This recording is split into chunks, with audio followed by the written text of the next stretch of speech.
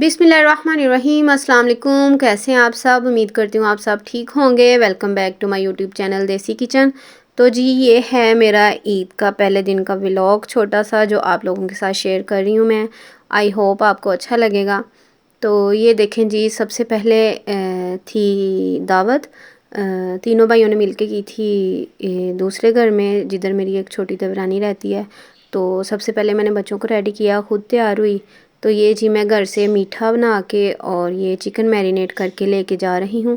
बाकी योगर्ट वगैरह ये सैलेड का सामान और बाकी जो पुलाव वगैरह था वो उधर ही बनाना था।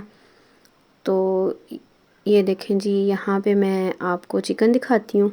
ये मैंने मैरिनेट किया था, इसकी मैरिनेशन की वीडियो आपको मेरे यूट्यूब चैनल पे मिल जाएगी इंशाल्लाह बहुत जल्द। वो थोड़ा सा बड़ा है घर, इस वजह से उधर की थी।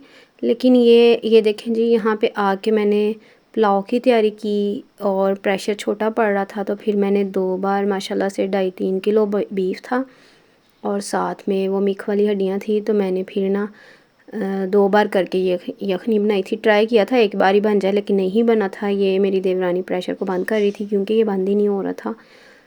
तो उसके बाद ये जो चिकन मैरिनेट किया था, इसको ये मेरे देवर फ्राई कर रहे थे, उन्होंने फ्राई किया था।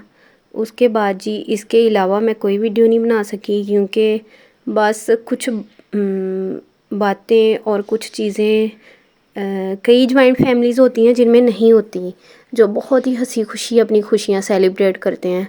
और कुछ जगह ऐसी होती हैं मुझे लगता है जहाँ पे जब भी आप 2-4 मिनट के लिए इकट्ठे होकर बैठे हैं तो कोई 8-10 बातें कोई ना कोई उस तरह की निकल आनी है जिससे आपका दिल टूट जाए।